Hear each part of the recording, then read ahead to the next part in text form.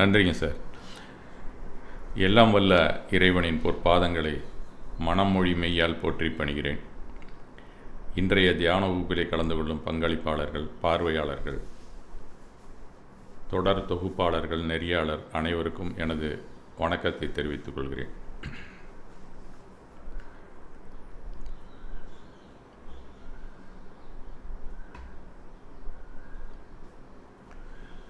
இல்லம், அதன் இலக்கணம் என்ன அப்படிங்கிறத நாம் இன்றைக்கு பார்ப்போம்.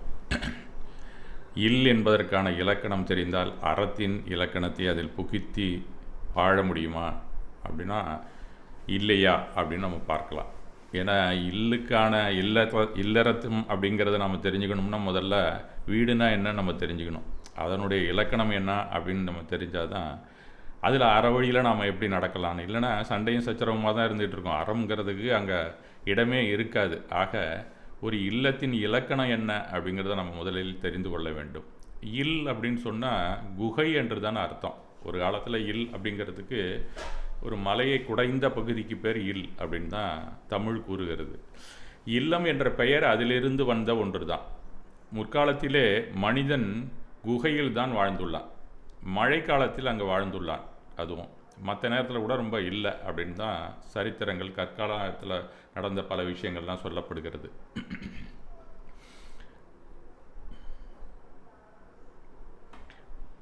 அவற்றை விரட்ட அங்கே வந்த விலங்குகளையெல்லாம் விரட்ட தொடங்கினான். அவனால் நைட்டில் தூங்க முடியல. அப்போ தான் ஒரு கதவையே கண்டுபிடிச்சான் அப்படின்னு தான் சொல்கிறாங்க. அது ஒரு பாறையாகத்தான் இருந்தது. அந்த பாறையை நகர்த்தி விட்டு தான் சொல்லுவான். அதுதான் கதவு அந்த காலத்தில் வீட்டுக்கு. அதனால தான் இல்லுலேருந்து வந்தது தான் இல்லம் அப்படின்னு சொல்லப்படுகிறது. அதுக்கு ஒரு பூட்டு கூட ஒரு தடம் மாதிரி தனியாக வைப்பாங்க.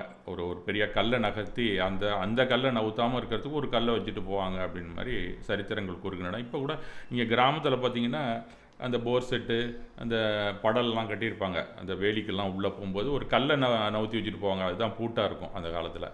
இந்த கான்செப்ட் தான் இன்றைக்கி வீடு, கதவு, பூட்டு இதெல்லாமே நம்ம அதுலேருந்து வந்த ஒரு டெவலப்மெண்ட்டு தான்.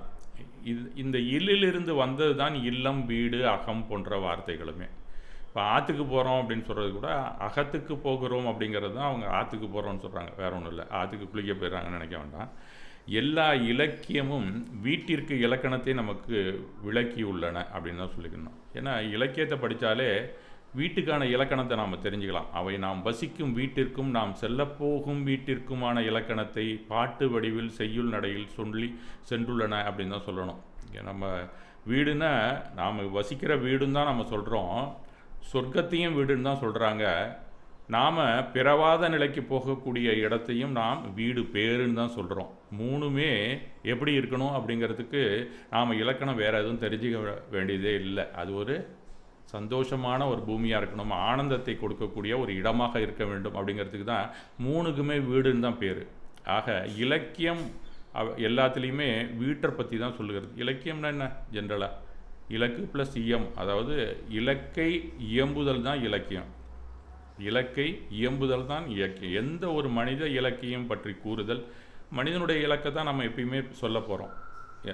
ஏதோ ஒரு மனிதன் என்ன மாதிரி வாழ்ந்தான், அது என்னென்ன காரணம், என்ன கையாண்டான், இதுதான் இலக்கியமாக நமக்கு சொல்லப்பட்டிருக்கிறோம். அதை சொல்லுதல் தான் இலக்கியம் அப்படின்னு சொல்லுது. இங்கே இலக்கு என்ன? வீடு தான். இந்த வீட்டை பற்றிய இலக்கியங்கள் ஒவ்வொரு இலக்கியத்தையும் நடுப்புற வந்துக்கிட்டு தான் இருக்கும். இலக்கியத்தை பார்த்திங்கன்னா அதை பற்றி நாம் கொஞ்சம் தெரிஞ்சுக்கலாம் அப்படிங்கிறது தான் இன்றைக்கு. அதுக்கான இலக்கணம் அப்படின்னு சொன்னால் இலக்கு ப்ளஸ் அணம் தான் இலக்கணம்னு சொல்லுவாங்க. அது அணம் அப்படிங்கிற வார்த்தைக்கு வழி, பாதை, வரையறை அப்படின்னு அர்த்தம், வேறு ஒன்றும் இல்லை. அப்போ இலக்கிற்கான வழியை கூறுவது தான் இலக்கணம். அது என்ன மாதிரி இருக்கணும், அது ஒரு வீடுன்னா என்ன வழிமுறைகளே அங்கே நாம் வாழ வேண்டும், என்ன கிடைக்கும், என்ன மாதிரி இருந்தால் என்ன கிடைக்கும் அப்படிங்கிறது தான் இலக்கணம். அப்போ இலக்கியத்திலிருந்து வந்தது தான் இலக்கணம். ஆனால் எந்த இலக்கணம் மிக சிறந்ததாக இருக்கிறதோ அதன் வழியிலே அதற்கப்புறம் இலக்கியங்கள் படைக்க ஆரம்பித்தார்கள். அந்த யாப்பு, செய்யுள் அப்படிங்கிறதெல்லாம் இலக்கணம் எங்கேருந்து வந்ததுன்னா முதல்ல இலக்கியம் தான் இருந்தது, அதுலேருந்து வந்தது தான் இலக்கணம். அந்த இலக்கியத்தில் எது சிறப்பான இலக்கணத்தை கொண்டு இருக்கோ அதிலேயே மற்றவங்களும் அந்த நடையை பின்பற்றினார்கள். அதனால தான் இலக்கணத்துக்கு அப்புறம் தான் இலக்கியங்கிறது ஒரு தவறான கணிப்பு தான். இலக்கியத்திலேருந்து வந்தது தான் இலக்கணம். அதனால் எது ஒரு சிறந்த இலக்கியமோ அதுக்கு நல்ல இலக்கணம் இருக்கும் என்பதை நாம் தெரிந்து கொள்ள வேண்டும். எல்லா உயிரினங்களுக்கும் எப்போதுமே பய உணர்வு இருந்து கொண்டே தான் இருக்கும். அது மனிதன் மட்டுமல்ல, எல்லா விலங்குக்குமே. விலங்கை பார்த்திங்கன்னா எப்பயும் பயந்து தான் வரும். எதிரிக்கு பயப்படும், தனக்கு ஆகாரம் கிடைக்கிறதுக்கு போய் சாப்பிடும்போது கூட நமக்கு எதாவது ஆகிடுமோ அப்படின்னு அப்பப்போ அலர்ட்டாகவே இருந்துக்கிட்டு இருக்கும். மனிதனும் அப்படித்தான். பயம்தான் அவனை எப்போதுமே ஆட்கொண்டிருக்கும். பயம்தான் எப்பயுமே அவன் மனசுக்குள்ளே ஒரு பாதுகாப்பு இன்மை உணர்வை தூண்டிக்கொண்டே இருக்கும். பிடிப்பின்மையும் வரும். சில நேரத்தில் அந்த பயம் நம்ம எப்படி இருக்க போகிறோமோ, நாளைக்கு நம்மளை சேர்ந்தவங்களாம் நம்மளை வச்சுப்பாங்களோ இல்லையோ அப்படிங்கிற சந்தேகம் கூட சில மனிதர்களுக்கு இருந்து கொண்டே இருக்கும். அதனால பிறர் மேலே சந்தேகமே வரும். இந்த பயம்தான் இத்தனை ரூபமாக மாறி மாறி வரும். முதல்ல மனிதனுக்கு வரக்கூடிய உணர்வு இந்த உலகத்தில் வந்தோடனே பயம்தான் இருக்கும். நமக்கு நல்ல சோறு கிடைக்குமா அப்படின்னு ஒரு பயம் இருக்கும். ஆகாரம் கிடைக்குமா அப்படின்னு. அது கிடைச்சிதுன்னா அடுத்தது நல்ல இடத்தில் நாம் வாழ முடியுமா? பாதுகாப்பான இடத்தில் நாம் இருக்க முடியுமா? எந்த ஒரு விலங்குகளாலும் தாக்காத ஒரு இடத்தில் நாம் இருக்க முடியுமா? தேள் கொட்டுமா? பாம்பு கடிக்குமா? இதெல்லாம் காட்டுப்பகுதியில், மலைப்பகுதியில் வாடுபவர்கள் இன்றைக்கும் அப்படி தான் வாழ்ந்து கொண்டு இருக்கிறாள். யானை, ஓநாய், காட்டு மிருகங்கள்லாம் தாக்குதல் இருக்கும். இந்த பயத்தில் தான் விழிப்போடு வாழ்ந்து கொண்டிருப்பார்கள். நகரத்துக்கு வந்துட்டால் போக்குவரத்து, விபத்துகள், மழை, புயல், அதிக வெயில், இதனால் வரக்கூடிய அத்தனை கொடுமைகளுக்கும் அஞ்சு தான் வாங்கலாம். இதெல்லாமே இந்த பய உணர்வுகள் எல்லாமே எங்கே குறையுதுன்னு பார்த்தா நமக்கு வீடு தாங்க அதை குறைக்கும். நமக்கு வீடுன்னு சொன்னால் பாதுகாப்பு. அதையும் உறவுகளால் ஏற்படும் அச்சுறுத்தல்கள், பல பேரால் வரக்கூடிய அச்சுறுத்தல்களுக்கெல்லாம் நம்ம பயந்தால் கூட வீட்டுக்கு வந்துட்டால் சேஃபாக இருக்கிறது மாரி நம்ம நினைப்போம். நாம் தைரியமாக இருக்கிறோம்னு சொன்னால் அந்த பயம் குறைந்த நிலை தான் நமக்கு தைரியம் அப்படின்னு சொல்லப்படுகிறது. பயம் அற்ற தன்மை இல்லை, பயம் குறைந்த தன்மை தான் தைரியம் அப்படிங்கிறது. பயம் அற்ற தன்மைங்கிறது மிக மிக குறைவு மனிதனுக்கு. எதிராளியினுடைய அச்சுறுத்தல் மீறும்போது மீண்டும் பயம் கவ்விக்கொள்ளும். அதனால் நம்ம தோல்வி அடைந்துருவோமா அப்படின்னு கூட எல்லாருமே நினைப்பாங்க. மனிதன் முதலில் விரும்புவது அந்த பயத்தை நீக்குவதற்கு. அதற்கு தான் பாதுகாப்பை மட்டுமே அவன் விரும்புவான். பாதுகாப்பில்லாத வாழ்க்கை விலங்கின வாழ்க்கைக்கு ஒரு சமமாகிவிடும். அதனால் மனிதனுக்கு முதல்ல பயமில்லாத பாதுகாப்பு உணர்வை அளிப்பது எதுன்னு கேட்டால் வீடு தாங்க. வீடு தான் முதல் பாதுகாப்பு. நாம் எங்கே சென்றாலும் வீடு வந்து சேர்ந்து விட வேண்டும் என்று தான் நினைப்போம். முற்கால இலக்கியங்கள் கூட இதைத்தான் அதிகமாக சொல்லுது. இந்த கிரேக்க காப்பியம் வந்து ரொம்ப பழசு இருக்கிறதுலையே, ஒடிசி அப்படின்னு சொல்லி, அதிலெல்லாம் போர் முடிந்து வீட்டுக்கு செல்வதை தான் பெருசாக எழுதியிருப்பான் அந்த காப்பியத்தில் கூட. பல கடல் வாணிபம் செய்தவர்கள் கூட தங்கள் இல்லம் நோக்கி திரும்பியே வந்துள்ளார்கள் அப்படின்னு தான் சொல்லப்பட்டிருக்கிறது. கொலம்பஸோ இல்லை மார்க்கோ போலோவோ கூட திரும்பி வந்து சேர்ந்ததாகவே கூறப்படுகிறது. போர்த்துகீசிய இளவரசர் வாஸ்கோட காமா கூட இங்கே வந்தபோது கொச்சினில் இறந்து போயிடுறாரு. அவரை அங்கேயே ஃபோர்ட் கொச்சினில் ஒரு சர்ச்சில் வச்சு புதைச்சிட்டாங்க. அதை அறிந்த அவருடைய தகப்பனார், அந்த பேராசிரியர் என்ன பண்ணுறாரு, தன்னுடைய சேனைகளை அங்கே அனுப்பி அந்த சவப்பெட்டியை தன் அரண்மனைக்கே கொண்டு சென்றார் அப்படின்னு தான் சரித்திரம் கூறுகிறது. ஆக விபத்தில் செத்தா கூட வீட்டுக்கு தாங்க கொண்டு போய் ஒப்படைச்சிருவான் நம்ம சவத்தை. ஆக சவத்துக்கு கூட அந்த பாதுகாப்பான இடம் அவங்க இருக்கிற வீடு தான் முடிவு பண்ணுறான் எல்லாருமே. ஆக ஆஸ்பத்திரியில் நம்ம சேர்ந்தால் கூட என்ன செய்வோம், எப்போ சீக்கிரம் வீட்டுக்கு போகலான்னு தான் நினைப்போம். அதுவும் அன்றைக்கி டிஸ்சார்ஜ் ஆகிற அன்றைக்கி தான் உடம்பே முழு தெம்பாக இருக்கிற மாதிரி இருக்கும். புத்துணர்ச்சியோடு எழுந்து வீட்டிற்கு செல்ல எவருமே துடிப்பார்கள். வீடு ஒரு பாதுகாப்பான ஒன்று என்பதை நாம் இதிலிருந்தே புரிந்து கொள்ளலாம். காலையிலிருந்து எங்கெங்கோ சுற்றிக்கிட்டு வந்தாலும் வீட்டுக்கு போகணும்னு தான் நினைப்போம். போனதும் அப்பாடா அப்படின்னு இருக்கிறது, அதுதான் பாதுகாப்பு உணர்வின் அடையாளம். உலகத்திலேயே முதலில் மகத்தான செயல் என்றால் அது உங்கள் வீடாகத்தான் இருக்கும். உலகத்திலேயே மிகவும் பாதுகாப்பான உடை அப்படின்னு கேட்டிங்கன்னா புல்லட் ப்ரூஃப் தான் எல்லோரும் சொல்லுவாங்க. அதை விட பாதுகாப்பானது வீடு தான் அப்படின்னு தான் சொல்லணும். வீடு தரும் பாதுகாப்பை எந்த ஒரு ஹோட்டலோ நகரமோ நாடோ தந்து விடாது. அது மட்டும் இல்லை, வீடு என்பது வெறும் சுவரால் உருவானது மட்டுமல்ல, உங்கள் சாதனையின் அடையாளம், வாழ்வின் அடையாளம். எல்லோருமே வாழ்நாள் முழுக்க ஏங்கிக் கொண்டிருக்கிறார்கள் என்றால் ஒரு வீட்டை சொந்தமாக்கி விட மாட்டோமா என்று ஏக்கத்தில் தவிப்பவர்களாகத்தான் இருப்பார்கள். நான் கூட வங்கி பணியில் இருக்கும்போது பல பேரும் வருவாங்க. இளைஞர்கள் ஏன் முதியவர்கள் கூட வீடு கட்ட லோன் கட்டு தான் வருவாங்க. அதிகமாக பார்த்தீங்கன்னா ஒரு கொஞ்சம் சம்பளம் கூட கிடச்சிருச்சுன்னா போதும் ஒரு வீட்டை கட்டிடலாம் அப்படின்னு நினைப்பாங்க. அவங்களுக்கு தகுதி இருக்கிறதோ இல்லையோ எப்படியாவது ஒரு வீட்டை கட்டிவிட வேண்டும், அதுக்கு என்ன சார் செய்யலாம் அப்படின்னு தான் கேட்டுக்கொண்டு இருப்பார்கள். இதுதான் அவர்களது குறிக்கோளாக இருப்பதை நான் பார்த்துருக்கிறேன். சிலர் இடத்த வச்சுருப்பாங்க, சிலர் இடம் கூட மன கூட இருக்காது. அதுலேயும் நம்ம எப்படியாவது லோன் போட்டு வாங்கி கட்டிடுவோமா அப்படின்னு ஆசைப்படுவார்கள். அதற்கு தங்களுக்கு எப்படியாவது ஒரு கடன் கிடைக்குமா நம்ம வங்கியில் அப்படின்னு தான் கேட்டு அலைவாங்க. நமக்கு தகுதி இருந்தால் கொடுப்போம், இல்லைனா இல்லை அப்படின்னு சொல்லும்போது அவங்களுக்கு கோபம் தான் வரும். அதுவும் ஒரு காலத்தில் அவ்வளவு சுலபத்தில் வீட்டுக்கடன் வாங்க முடியாது. அதுக்கு வேண்டிய தஸ்தாவேஜெல்லாம் வாங்கி நம்ம வாங்கிறதுனா பல விதமான கஷ்டங்கள். முதல்ல நீங்கள் பிளான் அப்ரூவல்லேருந்து அது அந்த சென்னையிலலாம் டிடிபி அப்ரூவல் வாங்கிறதுக்குள்ளே படாத பாடு படணும். அப்படியெல்லாம் வாங்கி நீங்கள் பல செருப்பெல்லாம் தேர்ந்துச்சு பிறகு தான் எல்லா சான்றிதழும் கிடைச்சா கூட கட்டில் பிளான் வாங்கணும். அதுக்கப்புறம் பல நிலைகள் இருக்குது. இப்போ வீடு கட்டி பல நிலைகளில் அலைந்து அவ்வளவு சிரமங்கள் பட வேண்டியிருக்கும். வீட்டை கட்டி முடித்த பின் அதற்குள் நுழைந்து படுக்கும்போது எவ்வளவு மகிழ்ச்சியாக இருக்கும் தெரியுமா? அது கட்டினவங்களை கேட்டால் தான் தெரியும். அதை அளவிட்டு சொல்ல முடியாது. ஏதோ இமாலய சாதனையாக நமக்கு தோன்றும் வீடு கட்டி முடிச்சிட்ட அன்னைக்கு. ஏன் இவ்வளவு கஷ்டமும்? பாதுகாப்பாக இந்த இடத்திலே இனி வசிக்கலாம். அந்த ஒரே காரணம்தான். குந்துவதற்கு ஒரு குச்சி கிடைத்து விட்டது என்ற நிம்மதி. 8 அடி குச்சியானாலும் சொந்த வீடல்லவா? வாடகை வீட்டில் எத்தனை காலம் வாழ்ந்து அவர்களுக்கு கீழ்ப்படிந்து, அதை நினச்சாலே சில பேருக்கு ரொம்ப கஷ்டமாக இருக்குங்க. நிறையா பேர் வாடகைக்கு இருக்கிறவங்களாம் கேட்டிங்கன்னா ஒரு ஆணி அடிக்க விட மாட்டேங்கிறான், அதை பண்ணுறான் இதை பண்ணுறான்னு புலம்புவாங்க. சொந்த வீடு எப்படா கட்டுவோம் அப்படின்னு எதிர்பார்த்துட்டு இருப்பான். வீடு பாதுகாப்பாக இருந்தால் கூட சுதந்திரம் இருக்காது. அங்கே தான் இஷ்டப்படி வாழ முடியாது. பாதுகாப்பாக தான் இருக்கும், ஆனால் இஷ்டப்படியும் பாதுகாப்பாகவும் வாழணும்னா நமக்கு சொந்த வீடு வேணும் அப்படின்னு தான் எல்லாருமே நினைப்பாங்க. ஒரு நல்ல அலங்கார பொருளை வாங்கி கூட உபயோகிக்க முடியாது நீங்கள் வாடகை வீட்டில் இருந்தீங்கன்னா. அந்த சிரமம் இனி இல்லையே. எப்படி வேண்டுமானாலும் நம் வீட்டை நாம் அலங்காரம் செய்து கலர் செய்து சந்தோஷமாக அச்சமின்றி நானே எஜமான் என்று பாதுகாப்பாக வாழலாமே. அதுவே வாழ்வில் ஒரு சாதனை தானே. அதை தருவது ஒரு இல்லம் தானே. அதுதான் மிக சிறந்த ஒரு புல்லட் ப்ரூஃப் அப்படின்னு தான் சொல்லணும். சின்ன குடிலாக இருந்தாலும் ஏதோ அரண்மனையில் குடியிருப்பது போல வாழ்ந்து கொண்டிருப்பது என்னவோ வாழ்நாள் சாதனை தான். வாழ்நாளிலே மறக்க முடியாத நாள் என்றால் அது வாங்கிய வீட்டில் குடிபுகுந்த நாளாகத்தான் இருக்கும் ஒருவருக்கு. அது அத்தோடு நிற்பதில்லை. பின்னால் வீட்டில் சுற்றி வேலி போடுவான், அதற்கப்புறம் காம்பவுண்டு சுவர் கட்டுவான். இது மாதிரி அந்த அரண்கள் போட்டுக்கொண்டே செல்வார்கள். ஏன்னா மேலும் மேலும் பாதுகாப்பை கூட்டி கொண்டே செல்வார்கள். அப்போ வீடுங்கிறது ஒரு பாதுகாப்புடைய ஒரு அரண் என்று தான் சொல்ல வேண்டும். ஒரு நண்பர் சொன்னார், 20 வயசில் நான் வீடு கட்டணும்னு நினச்சேன், அந்த ஆசை இன்னைக்கு வரைக்கும் நிறைவேறவே இல்லை. வீட்டில் கல்யாணம் பண்ணோம், அதை பண்ணோம், பிள்ளைங்களை படிக்க வச்சோம், எத்தனையோ வேலை இருந்தது, இன்னும் வீடு கட்டவே இல்லைங்க, நான் வீடு கட்டாமையே செத்துருவேனே அப்படின்னு சொல்லி அவர் ரொம்ப வருத்தப்படுறார். அப்போனா வீடுங்கிறது ஒரு மனிதனுடைய சாதனையில் மிக மிக முக்கியமானது நாம் தெரிஞ்சுக்கலாம். இதுபோல் வீடு ஒருவரின் வெளி உலகத்தில் உங்களுக்கு என்ன மரியாதை என்ன கௌரவம் அப்படின்னு கிடைக்குதுன்னு சொன்னால் வீட்டை கட்டினா தான் கிடைக்கும். இது எல்லாமே துணை காரணங்கள் தான். ஆனால் வீட்டில் கடைசி காலம் வரை தைரியமாக பயமில்லாமல் பாதுகாப்புடன் வாழலாம் இல்லையா?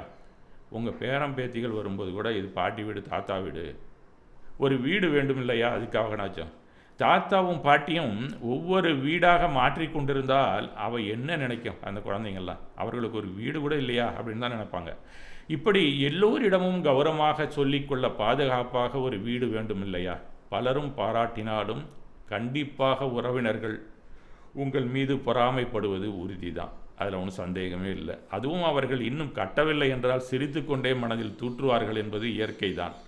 இது எதனால் அப்படி நினைக்கிறார்கள்? அவர்களுக்கு இது போன்ற ஒரு பாதுகாப்பு இல்லையே என்ற ஒரு ஏக்கம்தான் அவர்களை அவ்வாறு நினைக்க தூண்டுகிறது.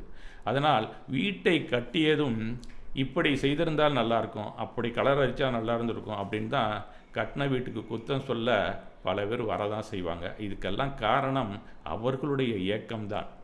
இது எப்படி இருந்தாலும் எலிவலையானாலும் தனிவலை வேண்டும் என்பது தானே அத்தனை பேருடைய சிந்தனையிலுமே இருப்பது. தமிழிலே வீடுன்னா சொர்க்கம் அப்படின்னு தான் சொல்கிறாங்க. இருந்தாலும் நாம் கட்டின வீடு தாங்க நமக்கு சொர்க்கமாக இருக்கும். நரகமாக மாற்றி வைத்திருப்பது நாம் தான். வீடு என்றைக்குமே சொர்க்கம்தான், ஆனால் நரகமாக மாற்றி வைத்திருப்பது என்னவோ நாம தான். யாரும் நம்மை மீறி நம்ம வீட்டுக்குள்ளே வரவே முடியாது. நம்ம அனுமதி இல்லாமல் உள்ளே நுழைந்து முடியாது. அப்படி இருந்தாலும் இந்த வீட்டிலே நாம் என்ன செய்கிறோம்? அதை மோசமாக தான் வச்சிருக்கிறோம். வேற யாரோ வந்து மோசமாக வைத்திருக்கவில்லை என்பதை நாம் புரிந்து கொள்ள வேண்டும். என்ன காரணம் அப்படின்னு பார்த்தா, ஒருவர் உணர்ச்சி மற்றொருவருக்கு புரிவதில்லை, ஒருவருக்கான அங்கீகாரம் இன்னொருவர் தருவதில்லை, ஒருவர் ஆசையை இன்னொருவர் புரிந்து கொள்வதில்லை. யார் அதிகாரம் செய்வது என்பதுதான் காரணமாக இருக்கிறது எல்லா இல்லத்திலுமே. வெளியே உங்கள் அதிகாரத்தை காட்டுங்களேன், அப்போது நாம் செல்லா காசாக்கி தூக்கி எறியப்படுவோம் அப்படிங்கிறது தான் உண்மை. உங்கள் கட்டளைக்கு இங்குதான் கீழ்ப்படிவார்கள். உத்தரவுக்கு காப்பி, உத்தரவுக்கு சாப்பாடு, உத்தரவுக்கு தண்ணீர் என்று எல்லாமே கட்டளைக்கு கீழ்ப்படிந்து வீட்டுக்குள் மட்டும்தான் உங்களுக்கு கிடைக்கும். வெளியில் ஒருபோதும் கிடைக்காது. காசு போட்டால் கூட லேட்டாக தாங்க கிடைக்கும். அதனால் டீ வாங்கிட்டு வான்னு மேலதிகாரி உத்தரவு போட்டால் ஓடி போய் வாங்கிட்டு வருவான் ஒரு சபார்டினேட்டு. இல்லை ஒரு பணியாளனாக கூட அவன் இல்லைன்னா கூட அதிகாரியாக இருந்தால் அவனுக்கு மேலதிகாரி வந்தாக்கா அங்கே ஒரு டீ வாங்கிட்டு வாயா அப்படின்னு சொன்னால் அந்த அதிகாரி கூட ஓடுவான். ஆனால் வீட்டுக்கு வந்தால் ஒரு காப்பி டம்ளர் அந்தனை கூட நவுத்த மாட்டான். இதுதான் புரியாத விஷயம். பணி செய்யும் இடத்தில் கட்டளைக்கு கீழ்ப்படிவதுண்டு, ஆனால் அதே வீட்டில் அப்படி எவருமே இருப்பதில்லை. ஏனென்றால் இது என் வீடு, இங்கு என் அதிகாரம், உங்களை எல்லாம் விரட்டும் அதிகாரம் எனக்குத்தான் இருக்கிறது என்ற மனநிலை தான் இதற்கு காரணம். ஒரு நிறுவனத்தில் வேலை செய்பவர் பாஸ் திட்டி விடுகிறார் அவரை. அவர் வீட்டுக்கு வர்றாரு. வாடிக்கையாளர்கள் வர்ற வழியில் என்னடா பண்ணுறதுன்னா திட்டிக்கிட்டே வரான். அவனை சேர்ந்த ஆஃபீஸில் இருக்கிறவன் வேற ஒரு காரணத்துக்காக இவன்கிட்ட பேசுகிறான். இவங்க 2 பேருக்குமே சண்டை வந்துருக்கிறது. அதன் பிறகு அவர் வீட்டுக்கு வர்றதுக்கு பஸ்ஸு வந்து நிற்கிறாரு. ஒரே கூட்டம். பஸ் அப்புறமா வருது. அதில் அடித்து பிடிச்சிக்கிட்டு மேலே ஏறினா உட்காரது கூட இடம் இல்லை. ஒரு இடம் கிடைக்கிது, அங்கே போய் உட்கார போனால் ஜன்னல் வழியாக ஒருத்தன் துண்டு போட்டு வச்சுருப்பான். அவன்கிட்டையும் சண்டை. அதோட வீட்டுக்கு வந்து சேர்க்கிறார். வரும்போதே கேட்டை உடைத்து திறக்கிறான் அவன். அப்போதே உள்ளத்துக்கு இருக்கிற மனைவிக்கு புரிந்து விடுகிறது, மனுஷன் இன்னைக்கு கோபமாக தான் வந்திருக்காரு அப்படிங்கிறது. வந்து ஹாலில் அமருகிறான். மனைவிக்கிட்ட சத்தம் போட்டு காப்பி எடுத்துட்டு வரலாங்கிறதுக்காக சத்தம் போடுறான். ஆனால் காப்பியோடு தான் அந்த அம்மா இவர்கிட்ட வராங்க. வந்தவள் எதுவுமே பேசவில்லை. அவன் அருகில் வைத்து விட்டு சென்றால் அவன் குடிக்க ஆரம்பிக்கிறான். அதில் இனிப்பே இல்லை. உடனே காப்பியில் ஒன்றுமே இல்லையே, என்ன காப்பி போட்டிருக்க அப்படின்னு சத்தம் போடுறான். அந்த அம்மா மறுபடியும் அங்கேருந்து வர்றாங்க. அந்த சாசரில் வச்சுருக்க ஸ்பூனை எடுத்து அந்த காப்பியை ஒரு கலக்கி அவன்கிட்ட மறுபடியும் குடிக்கிறாங்க. அறிந்தினால் சுவையாக உள்ளது. வெளியே அதிகாரம் செய்ய முடியவில்லை என்றதில் வீட்டில் செய்தால் அது எடுபடாது. கண்டிப்பாக சுவையாக இருக்க வேண்டிய வீட்டை நாம் தான் நரகமாக மாற்றி கொண்டிருக்கிறோம் என்பதற்குத்தான் இந்த கதையை கூறுகிறார்கள். வீட்டில் பாதுகாப்பு தான் கிடைக்கும், அக்கறை கிடைக்கும். ஆனால் வீட்டில் நாளாக அதிகாரம் குறையவே செய்யும். வீடு எந்த ஒரு அங்கீகாரமும் எவருக்கும் தருவதில்லை. எந்த ஒரு செல்வமும் தராது, எந்த ஒரு பரிசும் தராது. எவ்வளவு மார்க் வாங்கினாலும் அப்பா சரியாக அடுத்த தடவை கூட மார்க் வாங்கு அப்படின்னு தான் கையெழுத்த போடுவார். அம்மா ஒரு வேளை கூட பாராட்டலாம். இப்போ 89 மார்க்கு தமிழில் எடுத்திருந்தேன், கணிதத்தில் 94 மார்க்கு நான் எடுத்திருந்தேன். எங்கள் அப்பாட்ட வந்து ப்ராக்ரஸ் ரிப்போர்ட்டு கொண்டாந்து கொடுத்துருக்கேன். அவர் என்னை மதிக்கவே இல்லை. அவர் பாட்டு வாங்கி பார்த்துட்டு கையெழுத்து போட்டுட்டு இருந்தார். எங்கள் அம்மா கேட்குறேன், ஏங்க புள்ள இவ்வளோ மார்க் வாங்கியிருக்கான், நீங்கள் அவன் முகத்தை கூட பார்க்காம கையெழுத்து போட்டுட்ருக்கீங்களேன்னு கேட்டாங்க. அதுக்கு அவர் சொன்னார், ஆமாம் கணக்கில் 100க்கு 100 வாங்க முடியல, அப்புறம் என்ன, எல்லாத்துலேயும் 100 வாங்கணும்னு தானே கீழே எழுதியிருக்கான். இதில் படிக்க ஒரு 95 100 கூட வாங்கலை, இதில் நானும் தூக்கி வச்சுக்கிட்டு ஆடணுமான்னு கேட்டார்.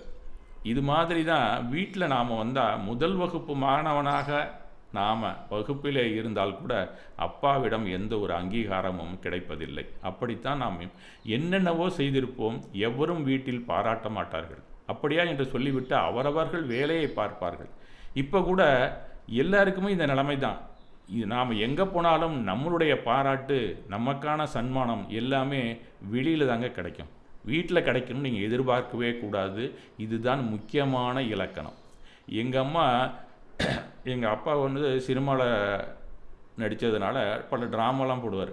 அதனால் அந்த தெருவில் இருக்கவங்களாம் கூட சொல்லுவாங்க, ஏதாவது ஒரு ட்ராமா முடிஞ்சுன்னா அண்ணன் எப்படி சினிமா மாதிரி ஒரு ட்ராமா போட்டிருக்காரு நீ அப்படின்னு வந்து சொல்லிகிட்டு இருப்பாங்க.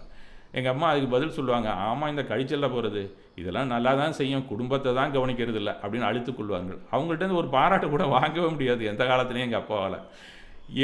ஒவ்வொரு வீட்டிலுமே அங்கீகாரம் கிடைப்பது மிக மிக அரிது. ஆனால் நாடு நம்மை ஒரு சின்ன சின்ன செயலுக்கு கூட அங்கீகரிக்கும். பணம் கொடுக்கும், பரிசு கொடுக்கும், பட்டம் கொடுக்கும். உலகம்தான் ஒரு மனிதனுக்கு அத்தனை மகிழ்ச்சியையும் அந்த வகையிலே கொடுக்கும். ஆனால் வீடு உங்களுக்கு சதா குற்றம் சொல்லி கொண்டே தான் இருக்கும். அதுதான் அதன் இலக்கணம். அதை புரிந்து தான் நான் வாழ வேண்டும். ஒருவன் தனக்கு கிடைக்காத எவற்றையுமே வெளியில் பெற்றுக்கொள்கிறான். முயற்சிகளை, படைப்பாற்றலை, அறிவுத்திறனை வெளியில் நிரூபித்துக் கொள்கிறார்கள். ஒரு கலைஞனோ ஒரு ஆளுமையோ ஒரு தலைவனாகவோ கூட நிரூபித்து அடையாளம் காட்ட முடியும். ஆனால் வீட்டில் அதே மகன், அதே கணவன், அதே அப்பா தான். எப்போதும் ஸ்பெஷல் எதுவுமே இருக்காது.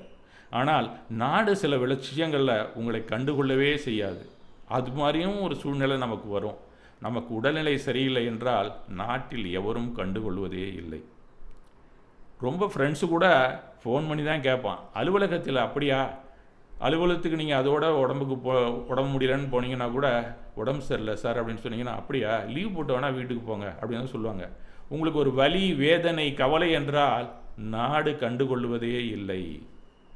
ஆனால் ஐயோ இவருக்கு என்னாச்சு, நல்லா தானே இருந்தார் அப்படின்னு வீட்டில் இருக்கிறவங்க தான் அக்கறை எடுத்துப்பாங்க. உங்கள் காய்ச்சலுக்கு மருந்து கொடுப்பார்கள், வலியை தீர்க்க முயற்சி செய்வார்கள். கொரோனா என்றால் ஏதாவது செத்து விட போகிறான் என்று கவலை கொண்டு கோயிலாக சென்று கும்பிடச் சென்று விடுவார்கள். இப்படி உலகம் ஒரு நாளும் நடந்து கொள்வதில்லை.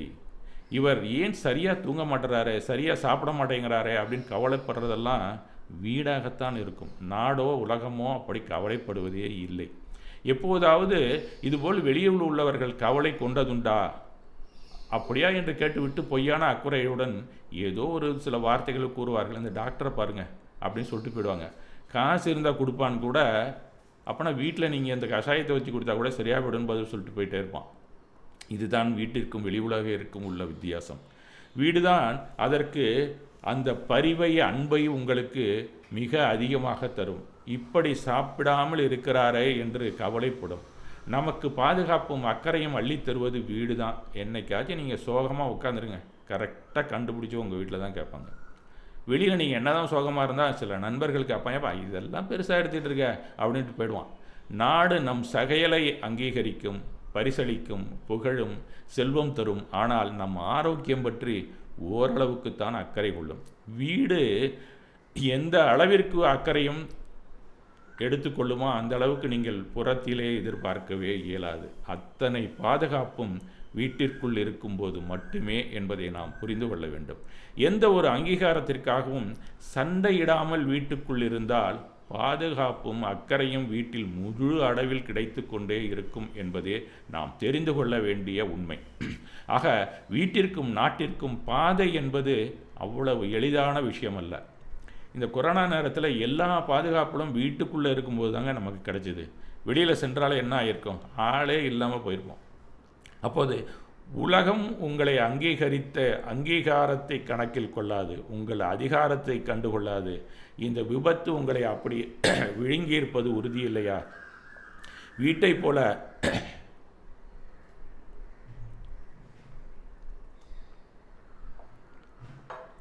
இந்த நாடும் உலகமும் ஏன் இல்லை என்றால், அந்த நாடு நாம் மட்டும் வசிக்கும் வீடு இல்லை, பலரும் வசிக்கும் நிலப்பகுதி என்பதை நாம் தெரிந்து கொள்ள வேண்டும். ஒரு காலத்திலே கருத்து வேறுபாடு இன்றி 30-40 பேர் கூட ஒரு வீட்டில் வசித்தாங்க. ஆனால் இப்போல்லாம் மாறி போச்சு. காலம் மாறி 2 பேர் ஒரு குழந்தை இப்படி தான் இருக்கிறோம். நம்மை தேடி வருபவர்களை நாம் விரும்பினாலே எதையும் தருவோம். நாமே அப்படி மாறிவிட்டால் உலகம் எப்படி இருக்கும்? எதையுமே வெளியிலேருந்து நீங்கள் பெறணும்னா காசை கொடுத்து தான் ஆகணும். உனக்கு எதையுமே நான் சும்மா கொடுக்க மாட்டேன்னு தான் நாடும் சொல்லுது, உலகமும் சொல்லுது. எல்லாமே விலை குடைத்தால் தான் கிடைக்கும். எதெல்லாம் இலவசமாக ஒரு காலத்தில் கிடைச்சிதோ அதெல்லாம் கூட இன்றைக்கி காசு தாங்க.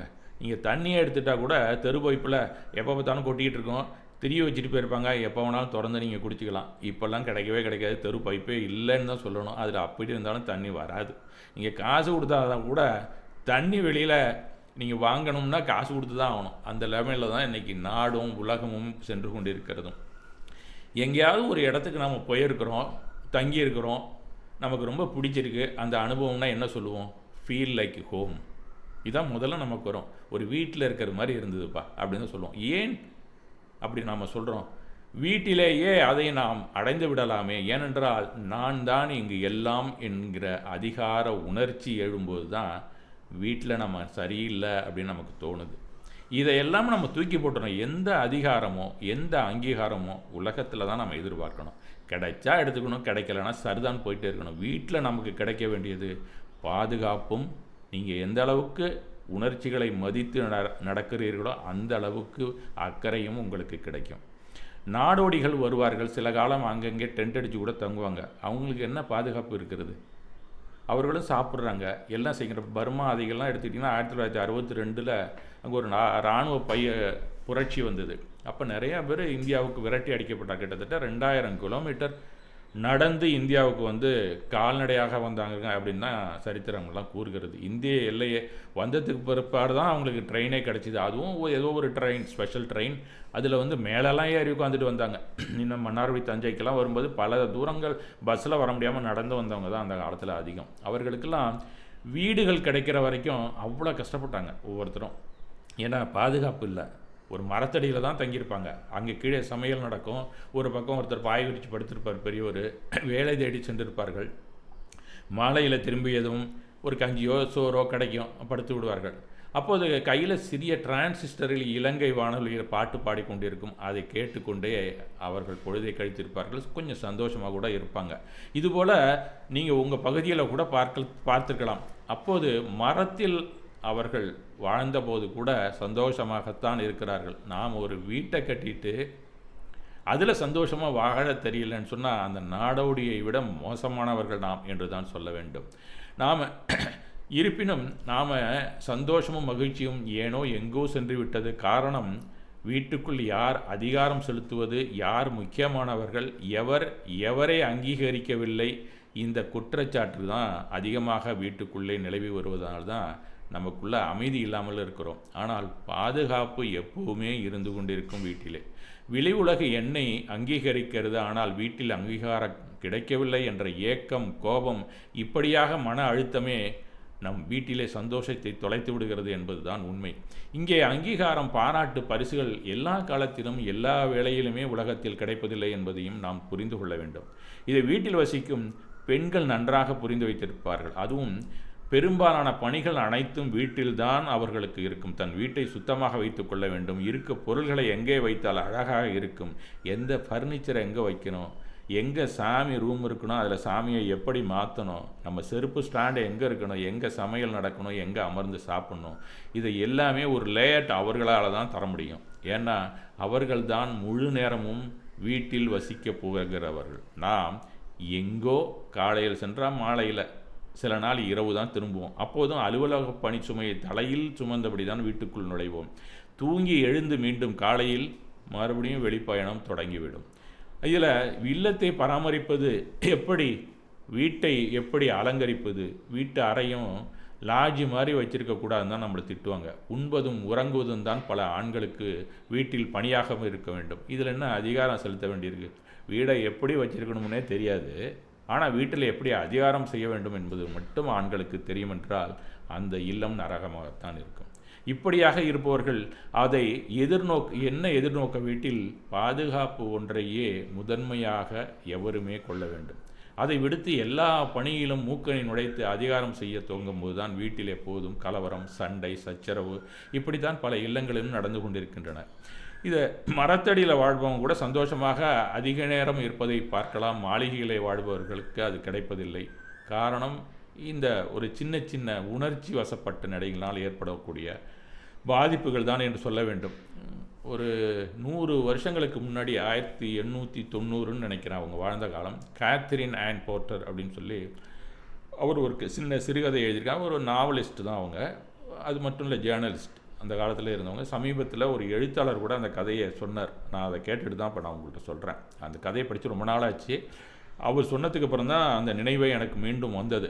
நகரத்தில் ஒரு கப்புள் 2 பேர் குடியிருக்கிறாங்க.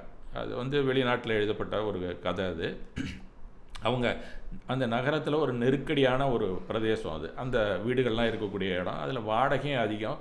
சின்ன வீடாக வேறு அது இருக்குது. அதனால் பெரிய வீடாக புறநகரத்தில் எடுத்து அங்கே தங்கணும் அப்படின்னு சொல்லி முடிவு செய்கிறார்கள். எக்ஸ்டென்ஷன் ஏரியாவில் இருக்கக்கூடிய ஒரு வீட்டுக்கு வாடகை எடுத்து அங்கே செல்லுகிறார்கள். எல்லா சாமான்களையும் எடுத்து ஏற்றுகிறார்கள். அப்போது தெரிகிறது நிறைய தேவையில்லாத உபயோகிக்காத பல பொருள்கள் இருப்பது. அப்போ தான் தெரியுது அவங்களுக்கு. எவை எவை இடத்தை அடைத்து கொண்டிருக்கிறதோ அதையெல்லாம் அந்த வீட்டுக்கு வெளியிலேயே விட்டுவிட்டு மற்ற பொருள்களை, இந்த வெசல்ஸு, பாத்திரம், இந்த ஃபர்னிச்சரு, கட்டில், மேஜை, நாற்காலி, இது போன்ற ரொம்ப அவசியமான பொருள்களை ஏதோ ஒரு வேனோ ஒரு குட்டி யானை மாதிரி ஒரு வண்டியில் ஏற்றி புதிய வீட்டுக்கு, வாடகை வீட்டுக்கு வந்து இறங்குகிறார்கள். அவற்றை எல்லாமே எங்கெங்கெல்லாம் வைக்கலாம் அப்படி முடிவு செய்து ஒன்றொன்றாக வைக்கிறார்கள். இது ஜென்ரலாக நம்ம வீடு மாற்றினோம்னா எப்படி இருப்போம் அப்படிங்கிறத நம்ம சொல்லணும்னு அவசியம் இல்லை. இதெல்லாம் வர்ணடையில் நல்லா அழகாக கொடுத்துட்டு அவர். இருவரும் ரொம்ப டயர்டு, ராத்திரி ஆகிவிட்டது. அப்படியே அந்த வேலையை பார்த்துக்கிட்டு அப்படியே தூங்கிட்டாங்க. ஒரு பாயை கூட விரிக்கலை அப்படின்னு வச்சிங்களேன். காலையில் வீட்டம்மா கூறுகிறேன், எனக்கு லேசான தலைவலி, ஒரு காப்பி குடிக்கணும் போல் இருக்குது, ஒரு பாக்கெட் காப்பி பொடி வாங்கிட்டு வாருங்கள் என்கிறாள். இப்போ அவன் என்ன சொல்கிறான், இப்போ நாம் வந்திருக்கிறது எக்ஸ்டென்ஷன் ஏரியா, இங்கே கடையெல்லாம் கிட்டக்க ஒன்றும் இருக்காது, அங்கே பக்கத்துலேயே இருக்கும், முன்னாடி இருந்த இடத்துல உடனே போய் வாங்கிட்டு வந்துடலாம், கொஞ்சம் பொறுத்துக்க, எல்லாத்தையும் ஏற கட்டிட்டு மொத்தமாக என்னென்ன ஜாமான் தேவையோ அதை எழுதி கொடு, நான் போய் வாங்கிட்டு வரேன் அப்படின்னு சொல்கிறான். அவள் கோபமாக சொல்கிறா, நான் என்ன பெருசாக உங்ககிட்ட கேட்டுட்டேன், ஒரு காப்பி தானே கேட்டேன், அதுவும் தலையை வலிக்குதுன்னு தானே சொல்கிறேன், போய் வாங்கிட்டு வா, வேலையே ஓடலை, அதனால தான் கொஞ்சோண்டு குடித்தாதான் எனக்கு சுறுசுறுப்பாக இருக்கும், சீக்கிரமாக வேலையை முடிச்சிடலாம் அப்படின்னு சொல்கிறா. அவன் மௌனமாக நிற்கிறான். எதை நான் சொன்னாலும் நீ உடனே கேட்டிருக்க, இன்றைக்கு இதை கேட்குறதுக்கு அப்படிங்கிறது மாதிரி இப்படியே தான் எழுதியிருக்கார் அவர். உடனே அந்த இடத்த விட்டு அவன் எரிச்சலோட வாகனத்தை எடுத்துக்கொண்டு கடைக்கு செல்கிறான். அந்த கடையில் காப்பி பொடி வாங்கும்போது அந்த கடைக்காரர் சொல்கிறாரு, சார் இன்றைக்கி இப்போ சில தள்ளுபடியில் சில ஜாமான்லாம் வச்சுருக்கோம், அதை பாருங்கள், இந்த ஒரு கயிறு 16 அடி நீட்டம் உள்ள ஒரு கயிறு நேற்று வரைக்கும் 500 ரூபாய்க்கு விற்றோம், இன்றைக்கி 100 ரூபா தாங்க, நல்ல பிட்டுங்க, வாங்கிட்டு போங்க, உங்களுக்கு வீட்டுக்கு பயன்படும் அப்படிங்கிறார். அவனும் பார்க்குறான், இவ்வளோ நீட்ட கயிறு 100 ரூபாய்க்கு கிடைக்குது, என்னைக்காவது நமக்கு பயன்படும் அப்படின்னு சொல்லி அந்த காப்பி பொடியோடு அதையும் வாங்கிட்டு வீட்டுக்கு வர்றான். வீட்டுக்கு வந்தது தான் அந்த காப்பி பொடியை தன்னுடைய மனைவியிட்ட கொடுக்குறான். அவள் பார்த்து விட்டு, என்னது கயிறு அப்படின்னு கேட்குறா. அவர் ரொம்ப சீப்பாக தள்ளுபடி விலையில் கிடச்சிது, பின்னாடி எப்போயாவது நமக்கு பயன்படாதான்னு வாங்கிட்டு வந்தேன் அப்படின்னு சொல்கிறான். உன்னை திருத்தவே முடியாதுயா, இத்தனை வருஷமாக நானும் முயற்சி பண்ணுறேன், இது போன்ற ஒன்றுக்கும் உருப்படி இல்லாத எதையாவது வாங்கிட்டு வந்து குமிக்கிறது தான் அவன் வேலை. இது வேறு வீட்டில் ஒரு இடத்த வேற அடைச்சிக்கிட்டு இருந்தது, இப்பயும் அது மாதிரி ஏதாவது ஒரு ஜாமானை கொண்டாந்து சேர்த்துக்கிட்டே இருக்க, இதை முதல்ல கொண்டு போய் கடையில் கொடுத்துட்டு வா அப்படிங்கிறாவ. சரி சரி, நீ போய் முதல்ல காப்பியை போடு, அந்த வேலையை பாரு, நான் இந்த வேலையை நான் பார்த்துக்கிறேன் அப்படின்னு சொல்லி அவன் கோபமாக சொல்லிவிட்டு போயிடுறான். இவன் மறைச்சிக்கிட்ட, நீ மட்டும் இதை வச்சிருக்கிய அப்படின்னு சொல்லி அவள்கிட்ட வேறு ஒரு ஜாமானை கொண்டாந்து காமிக்கிறான். இதை என்ன பண்ணுற, இது எதையாவது உபயோகிக்கிறியா நீ, இத்தனை வருஷமாக இந்த வீட்டில் இதுவும் உன் கூட இருந்துக்கிட்டு இருக்கு, இதை தூக்கி போடாமல் இங்கே கொண்டாந்துருக்க, பெருசாக என்ன சொல்ல வந்துட்ட அப்படின்னு சொல்கிறான். உடனே அவள் கோபமாக உள்ளே போய் காப்பி போடுறா. காப்பியை போடுற நேரத்தில் அவன் வெளியில் வந்து உட்காந்துக்கிட்டு சுற்றி இருக்கக்கூடிய சீனரியெல்லாம் பார்த்துட்ருக்கான். அந்த லானில் எல்லாம் விளையாடுறாங்க, ஓடுறாங்க, அந்த பசங்கள்லாம் விளையாடுறதெல்லாம் பார்த்துக்கிட்டு நிற்கிறான். அப்போ கோப்பையில் காப்பியை கொண்டாந்து இவன் கையில் கொடுத்துட்டா, அவளும் பக்கத்தில் உட்காந்துட்டு புல்தரையில் உட்காந்துக்கிட்டு 2 பேரும் காப்பி குடிச்சிட்டு இருக்காங்க. அந்த குழந்தைங்கள்லாம் ஓடி விளையாடிட்டு இருக்காங்க. நல்ல ஸ்பேஷியஸாக இருக்குது அந்த இடம், அவங்களுக்கு ரொம்ப பிடிச்சிருக்கு, காற்றோட்டமாக இருக்குது. 2 பேரும் கொஞ்சம் நேரம் கழித்து பேச ஆரம்பிக்கிறாங்க. காப்பி எங்கே வாங்கினேன் அப்படின்னு அவள் கேட்குறா. ரொம்ப நல்லா இருக்குது. ஆமாம், நல்லா தான் இருக்குது, புதிய பிராண்டுன்னு வந்திருக்குன்னு அந்த கடைக்காரர் சொன்னால் அதான் வாங்கினேன். நேற்று வந்தலேருந்து எனக்கு ஒரே தலைவலி. ஆமாம், அந்த கயிறு 100 ரூபா தானேன்னு சொன்னேன் அப்படின்னு கேட்குறா அவள். ஆமாம் அப்படின்னு சொல்கிறான். அது இருந்துட்டு போகட்டும், பின்னாடி பயன்படும் தானே வாங்கினேன் அப்படிங்கிற அவள். இப்போ தான் யோசித்து பார்த்தேன், இது போல் தேவையில்லாமல் பல பொருட்களை வாங்கிட்டு தானே இந்த வீட்டிலையும் இருந்திருக்கோம், வேண்டான்னு திருப்பி கொடுத்துடலான்னு சொன்னேன், ஒன்றும் போக வேண்டாம், பேசாமல் இதை வச்சுக்க அப்படின்னு தான் சொல்கிறா அவள். அப்படியெல்லாம் ஒன்றும் இல்லை, நீ சொன்னதை நான் புரிஞ்சுக்கிட்டேன், இதுவும் தேவையில்லை, கொண்டு போய் கொடுத்துடலான்னு தான் நானும் நினைக்கிறேன் அப்படின்னு சொல்லுவான். அப்படியெல்லாம் ஒன்றும் இல்லை, வேலை பளு எனக்கு அதிகமாக, தலைவலி, அதனால தான் நான் அப்படி உன்ட்ட கோச்சிக்கிட்டேன், இப்போ அதெல்லாம் சரியாக போயிடுச்சு, அதனால் சாரி, டேக் இட் ஈஸி அப்படின்னு சொல்கிறான். இப்படித்தான் அந்த கதையில் முழுக்க முழுக்க எழுதிக்கிட்டே போவாங்கிறது அந்த கதாசிரியர். ஒவ்வொரு வீட்டிலும் இப்படித்தான் சம்பவங்கள் நடந்து கொண்டிருக்கின்றன. விற்பனை செய்பவர்கள் தான் விளம்பரப்படுத்தி அவர்களுக்கு தேவையில்லாத பொருட்களை தலையில் கட்டிவிடுகிறார்கள், அவர்களும் அதை சுமர்ந்து கொண்டிருக்கிறார்கள் வீட்டிலும் தலையிலும் என்று தான் சொல்ல வேண்டும். இந்த கதையில் வரும் காட்சிகள் போலத்தான் 100 ஆண்டுகளுக்கு பின்னாலும் நாமும் இன்றும் வாழ்ந்து கொண்டிருக்கிறோம். இதுதான் நம்ம வீட்டில் இருக்கக்கூடிய சின்ன சின்ன பிரச்சனைகளுக்கான காரணங்கள். அதனால தான் நமக்குள்ள இத்தனை பிரச்சனைகளும் சண்டைகளும் வருகின்றன. அன்றைக்கு 100 ரூபாய்க்கு இன்றைக்கு 1000 ரூபாய்க்கு ஆளுக்கு ஒரு பொருளை வீட்டில் கையில் வைத்துக்கொண்டு தனித்தனியாக வாழ்கிறோம். தனித்தீவாக ஒரே வீட்டில், ஆனால் பாதுகாப்பாக வாழ்கிறோம். பொதுவாக ஒரு டிவி இருக்கும், ஆனால் ஒவ்வொருத்தர் கையிலையும் தனித்தனி கேட்ஜெட், சின்ன திரை இருந்து கொண்டு தான் இருக்கிறது. சம்பாத்தியம் பத்தவில்லை. இன்றைய கலாச்சாரம் இப்படித்தான் நகர்ந்து கொண்டிருக்கிறது. அதனால் மரத்தடி வீட்டில் இருக்கும் சந்தோஷமும் இங்கே இல்லை என்று தான் சொல்ல வேண்டியிருக்கிறது. சண்டையும் சச்சரவுமாய் பாதுகாப்புடன் நடந்து கொண்டிருக்கிறது. வீட்டில் ரொம்ப பொறுப்பாக ஒருவர் இருப்பது, அது பெரும்பாலும் பெண்ணாகத்தான் இருப்பார்கள். அவர்கள் எல்லாவற்றையும் பார்த்து பார்த்து கவனித்துக் கொள்வார்கள். அதனால் வீடே நமக்கு ஒரு பாதுகாப்பு அரணாக மாற்றி வைத்திருப்பது அவர்கள் மட்டும்தான் என்று சொல்ல வேண்டும். இப்படித்தான் பலரும் அவர்கள் தங்கள் திருப்திக்காக அதை விடாமல் மகிழ்ச்சியாக பல விஷயங்களை செய்வார்கள். அதுபோல அவர்களும் தங்கள் மகிழ்ச்சிக்காக சில விஷயங்களை செய்து கொண்டுதான் இருப்பார்கள். அதை நாம் பாராட்டவில்லை என்றாலும் எதிர்க்காமல் இருந்தாலே போதும் என்பதுதான் உண்மை. பாதுகாப்பாக எந்த ஒன்றையும் வைத்திருப்பவர்கள் ராணியைப் போல அதிகாரம் செய்தாலும் ராஜாவைப் போல நினைத்து கொண்டு எதிர்க்க வேண்டிய அவசியமில்லை. ஏவலால் போல பணிந்து போகாவிட்டாலும் அமைதியாக இருப்பதே மேலான இல்லற இலக்கணம் என்பதை நாம் புரிந்து கொள்ள வேண்டும். இதுபோல வீடு ஒருவருக்கான பாதுகாப்பு அரண். ஆனால் நாடும் வெளி உலகமும் அவருக்கான மரியாதையையும் பரிசையும் பட்டத்தையும் அங்கீகாரமாக அளிக்கவே செய்யும். ஒரு தலைவனோ இல்லை கலைஞனோ இல்லை ஒரு பேச்சாளனோ வீட்டில் பாதுகாப்போடு வாழ்ந்து கொண்டு வெளியிலே அங்கீகாரத்தை எதிர்பார்த்தாலே சிறந்த இல்லற வாழ்வியல் அவனுக்கு கிடைக்கும் என்பதுதான் இலக்கணம்.